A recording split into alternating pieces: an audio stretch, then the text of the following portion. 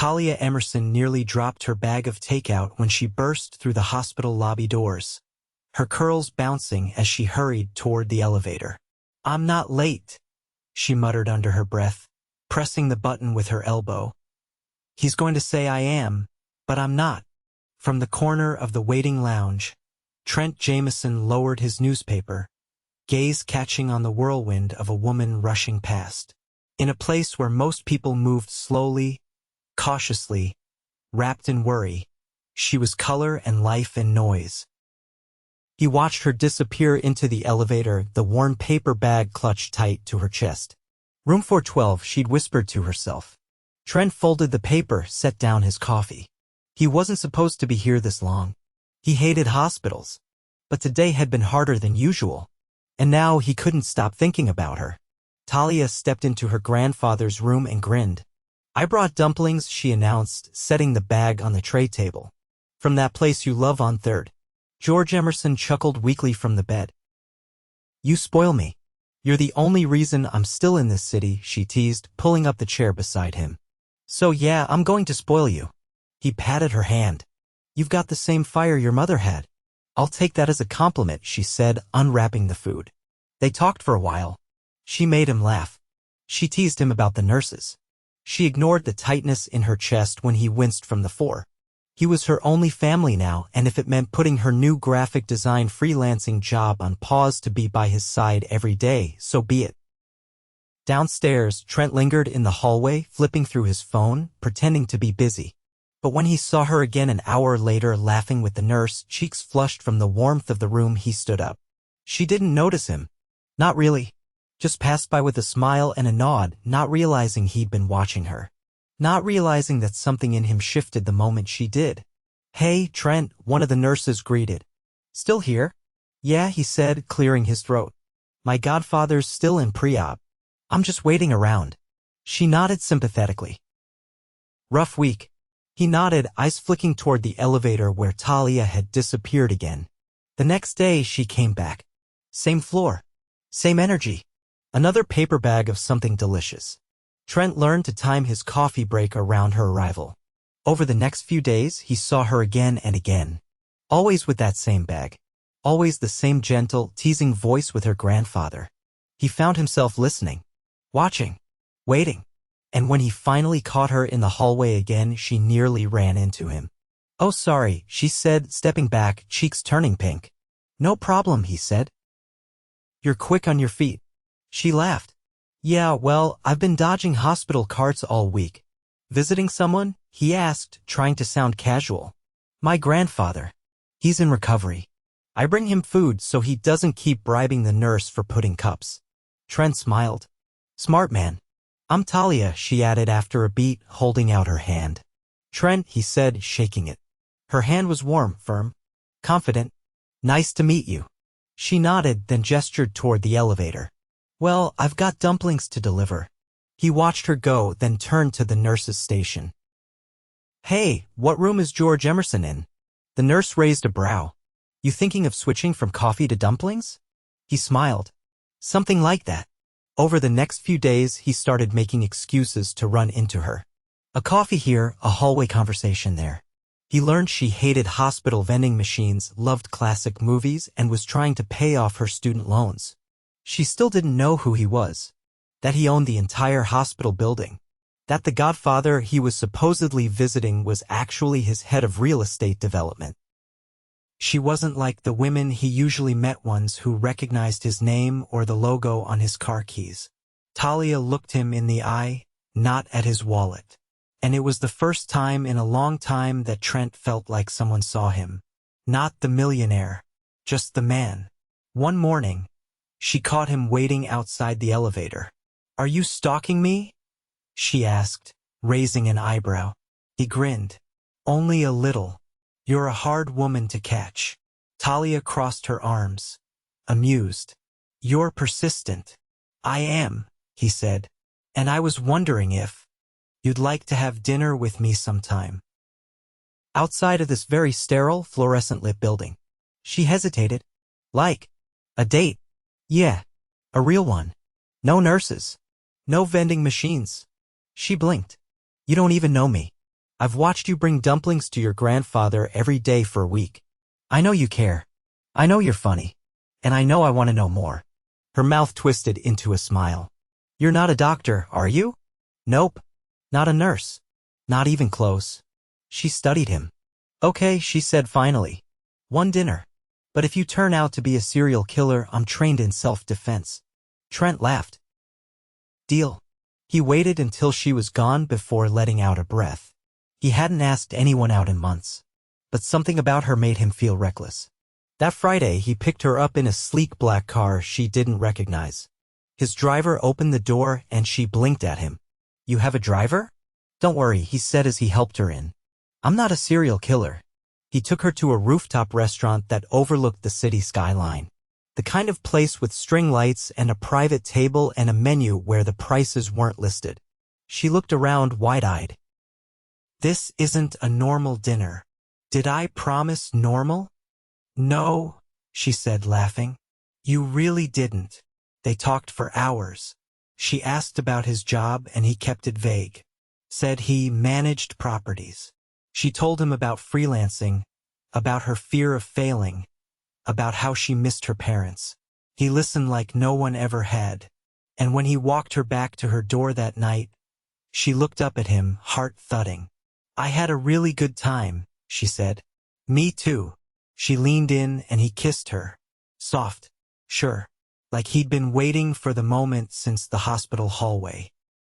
When she pulled back, she looked at him carefully. You're still kind of a mystery, you know? He smiled. Is that a bad thing? No, she whispered. But I think I want to solve you. And he knew right then he was already halfway in love. Talia glanced at the towering glass windows of the restaurant as the valet brought her coat. The air outside had cooled, brushing her skin as she stepped out beside Trent. He didn't offer his arm, but he stayed close, his presence steadier than the soft wind winding through the city. I've never seen the skyline from that angle, she said, glancing back at the rooftop. I didn't even know places like that existed. They don't show up on maps, Trent replied, his voice quiet. Some places are meant to be found by accident. She studied him then, her curiosity sharpening. You always talk like that? Only when I'm trying to impress someone. Well, she said, unlocking her building's front door, you're doing a very confusing job of it. He chuckled but didn't step inside. I'll let you get some rest. You're not coming up? You've got an early morning. And I like the idea of not rushing this. She hesitated, then nodded once. Good night, Trent. He watched the door close behind her before he turned and walked toward the waiting car. Back inside her apartment, Talia leaned against the wall, her pulse still stubbornly fast. She didn't do the dates with mysterious men who somehow knew every hidden rooftop in the city. But something about Trent didn't feel like danger. It felt like the edge of something thrilling. The next 2 days passed in a blur of deadlines and hospital visits. Her grandfather's color was improving, and he'd started requesting puzzles instead of painkillers, a promising sign. But even as she sat beside him, her thoughts drifted elsewhere. To rooftop lights, to quiet confidence, to the way Trent had looked at her like she was a secret worth discovering. On Wednesday, he appeared in the hospital waiting lounge holding 2 paper cups. You're either a mind reader or a very committed stalker, Talia said, both surprised and amused. I'm just observant, he said, offering her one. No foam, 3 sugars. She stared at the cup. Okay, now I'm a little scared. You said it last Friday, he said simply. You were talking about how the vending machine coffee tasted like regret. She blinked. You remember that? I remember everything you say. Her mouth opened slightly, but no words came. Instead, she took the cup, wrapping her hands around it. You free tonight? He asked. I have a client call at 7, but after that, yeah. Come to the gallery opening at Carter and Vale. She raised an eyebrow. That's the one with the glass sculptures, right? I thought you were more of a property guy. I am, he said. But the artist's a friend. Besides, it'll be fun. Open bar, strange art, people pretending to understand it. She laughed. Sounds chaotic. Exactly. She agreed. And that night, she stood in front of her mirror, second-guessing everything from her shoes to her earrings. When Trent's car arrived, she stepped out of her building and found him leaning against the open door wearing a tailored jacket that looked like it had been designed specifically for him. "You clean up okay," she teased. "You look like you belong in a painting," he said, his gaze steady. The gallery buzzed with chatter and the low hum of string instruments. Waiters floated through the space offering champagne and tiny bites on porcelain trays. Talia felt out of place for a moment until Trent reached for her hand, grounding her. "You're not just trying to impress me now, are you?" she asked, eyeing the room. "Not anymore," he said. "I think I already have." They moved through the exhibit slowly. One sculpture, a jagged loop of glass that shimmered under the lights, caught her attention. "It looks like it's falling apart and holding itself together at the same time," she said softly. Trent glanced at her. "So do some people." She looked at him then. "Is that what you think you are?" "I think I've spent a long time building things that look perfect from the outside," he said. "But inside, sometimes I'm not sure what's holding it all together." She didn't respond. Not with words. Just reached over, took his hand again, and held it. Later, as they stood near the balcony, overlooking the city lights below, she turned to him. "You ever going to tell me what you actually do?" "I told you," he said lightly. "I manage property." "Right," she said. "And I'm secretly a trapeze artist." He laughed, but she didn't break her stare. "Okay," he said finally. "I own a few buildings.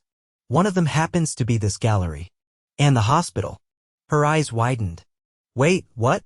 He nodded. "I didn't want to lead with it. People act differently when they know.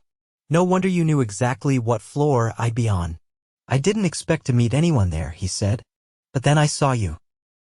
And everything changed." She stepped back slightly, processing. "So you're a millionaire?" "Technically, yes. And you've been pretending to be just some guy hanging around the hospital?" "I wasn't pretending," he said. "I just didn't correct your assumptions. I wanted to get to know you without all this." She looked away, her jaw tightening. "It's a lot, Trent." "I know. And it feels like you've been hiding something from the start." "I didn't lie. You let me believe something that wasn't true." He took a step closer. "Talia, I've never met anyone like you. You're real. You say what you think. You show up for the people you love. I didn't want to ruin that." She looked back at him, her expression unreadable.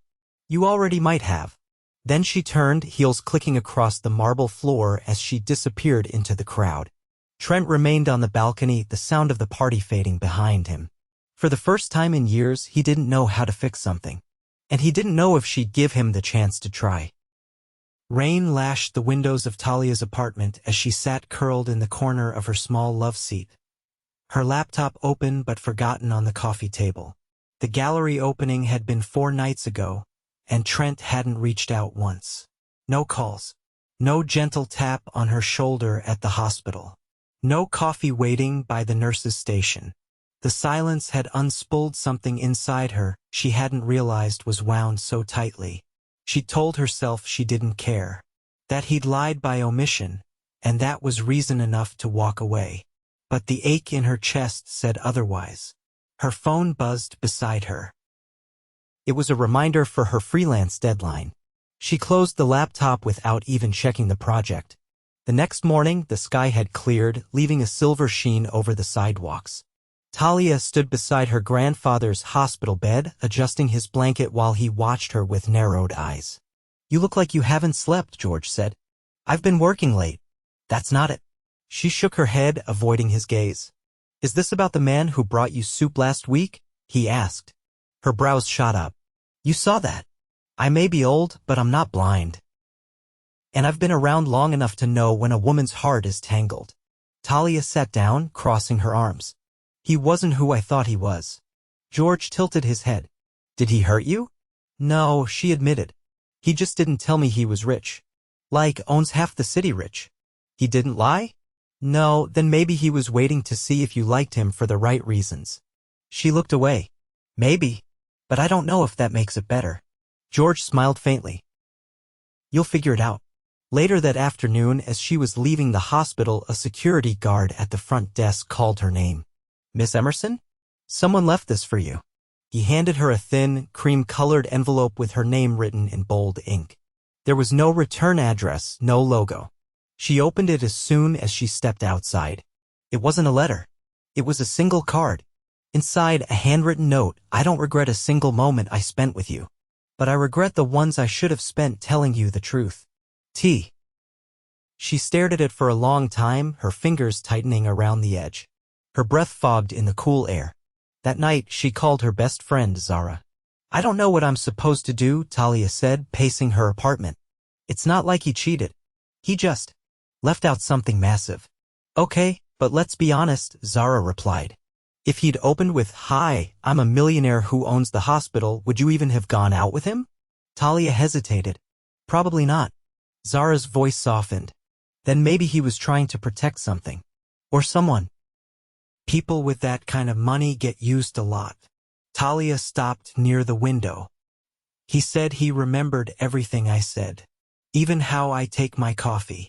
Well, Zara said with a little laugh. That's either love or serial killer behavior, and I'm betting on the first one. The next morning, she returned to the hospital early. Her grandfather was still asleep, so she wandered down the hall, unsure what she was looking for. She paused near the east wing, where the administrative offices were. A woman in a pressed navy suit passed her, clipboard in hand. "Excuse me," Talia said. "Do you know if Trent Jamison's office is in this building?" The woman blinked. "Mr. Jamison? He's not usually here this early.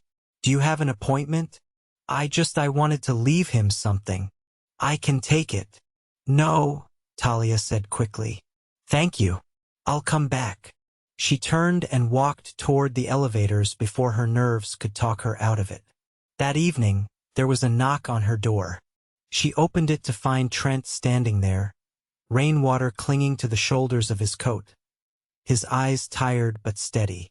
"You came," she said quietly. "You left the card on the nurse's desk." I wasn't sure if I should hope that meant something.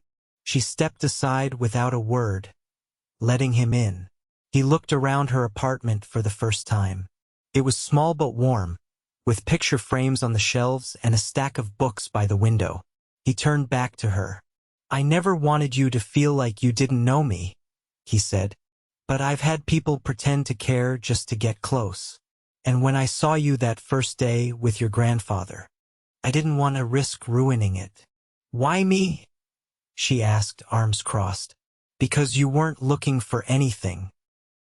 You weren't trying to impress anyone. You sat in that hospital room every day and smiled like it didn't break your heart.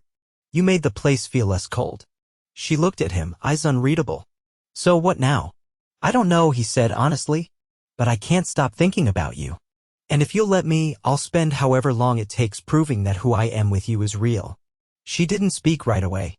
Instead, she walked to the kitchen, poured 2 glasses of water, and handed him one. "You still owe me an explanation about that rooftop restaurant," she said. He smiled, tentative. "Which part?" "The part where you made it feel like I belonged in a world I didn't even know existed." "You do belong," he said. "You just didn't know it yet." She leaned against the counter, watching him. "I'm not impressed by money." "I know, but I am impressed by honesty." He nodded. "I won't hide anything again." "Good." They stood in silence for a moment, the tension slowly unraveling. "You hungry?" she asked. "I could eat." She opened the fridge. "I have leftover pasta and half a bottle of wine." He stepped forward, voice low. "That sounds like the best offer I've had in years." She glanced over her shoulder. "Don't get used to it." "I'm hoping to." Neither of them said the word forgive. But it was there in the shared meal, in the quiet smiles, in the way the rain outside softened into mist. Whatever came next, they were both still standing. And for now, that was enough. Talia stepped out of the elevator into the renovated hotel ballroom, her heels clicking against the polished marble as she paused under the crystal chandelier. The soft hum of classical music floated through the air, mingling with the low murmur of voices and the clink of champagne flutes. She scanned the crowd, exhaling slowly. Trent had invited her to this charity gala 2 weeks after their reconciliation, the same evening her grandfather was finally discharged. George had insisted she go. "I've got cable, a recliner, and the nurse's number on speed dial," he'd said. Go remind that man what he's lucky to have. Talia smoothed her hand down the side of her navy gown. She'd borrowed it from Zara, who declared it elegant enough to silence a room. And judging by the way people were glancing over their shoulders, she hadn't been wrong. She spotted Trent across the ballroom, deep in conversation with a silver-haired man in a tuxedo. But the moment his gaze found hers, the conversation faded into the background. He excused himself with a nod and moved through the crowd without hesitation. I was starting to think I imagined you, he said as he reached her. You did say this event was hard to get into. Only if you don't have the right name. She tilted her head. And you have the right everything, don't you? He studied her for a beat. I might have the resources, but you are the one who gives them meaning. She blinked, caught off guard. You're getting better at this. I've had a good reason to improve. He offered his arm. She took it. The evening moved with a strange grace. They floated between conversations with board members, artists, and sponsors. Trent introduced her without hesitation, never once stumbling over how to define her. Not a friend. Not a guest. Just Talia, said with quiet confidence and enough reverence to silence any judgment. At one point, she excused herself for a breath of air and stepped out onto a stone terrace overlooking the city. The lights below flickered like stars rearranged just for them. Moments later, she felt his presence behind her. You okay? He asked. I'm not used to being in rooms like this. He stepped beside her. You belonged in that room more than half the people there. She glanced at him. Do you ever get tired of all this? The galas, the donors, the polished small talk. All the time. Then why do you do it? Because it lets me build things that matter. Hospitals, schools, spaces where people like your grandfather can heal in peace. I don't love the spotlight, but I love what it lets me do. She turned toward him, her expression softening. You never talk about that part. I didn't think it mattered to you. It didn't. Until now. He reached into the inside pocket of his jacket and pulled out a folded piece of paper. I was going to wait until the end of the night, but I think this might be the right time.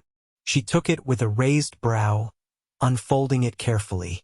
Her eyes scanned the page, then widened. You paid off my student loan? I didn't want you to find out like this, he said quickly. I was going to do it anonymously, but then I thought no. You deserve to know that someone sees how hard you've worked, that someone believes in what you're building. She stared at him, speechless. I know you're proud, he continued, and stubborn, and you've never needed saving. But I'm not trying to rescue you, Talia. I'm trying to stand beside you. Her throat tightened. I don't know what to say. Then don't say anything yet. He stepped closer. Just tell me if this is something real.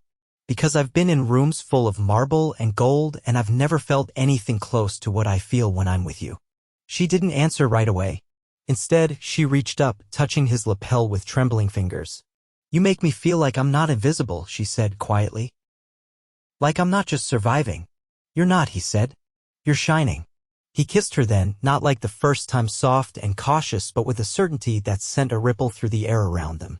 It was the kind of kiss that silenced doubt, that carried the weight of everything they hadn't yet said and everything they already knew. When they finally pulled apart, she rested her forehead against his. I can't promise I won't freak out again, she whispered. I can't promise I won't do something idiotic again. But you'll tell me next time. Always. They returned to the ballroom hand in hand, and for the first time, she didn't feel like an outsider. She felt like she belonged, not because of the gown, or the chandelier, or the man beside her, but because she'd chosen to be there. Because she'd let herself be seen. A few weeks later, George sat in the front row of a small garden ceremony tucked behind a private estate just outside the city. The sunlight filtered through the trees, casting soft shadows on the stone path. Talia stood in a simple ivory dress, her curls pinned back, her hand clasped in Trent's as they exchanged vows written quietly, without fanfare. No photographers, no press, just promises made between two people who had nothing to prove to anyone but each other. When she said, I do, she meant every syllable. When he said her name, it was like a vow in itself. After the ceremony, Trent led her up a narrow path behind the garden. She followed without question. At the crest of the hill, the trees opened onto a stone overlook. Below it, nestled against the shoreline, was a single-story art gallery under construction, glass walls, curved lines, and golden accents that caught the sun. "What is this?" she asked, breath-catching. "Your first design," he said. "Approved, funded, and already in progress. I bought the land last month."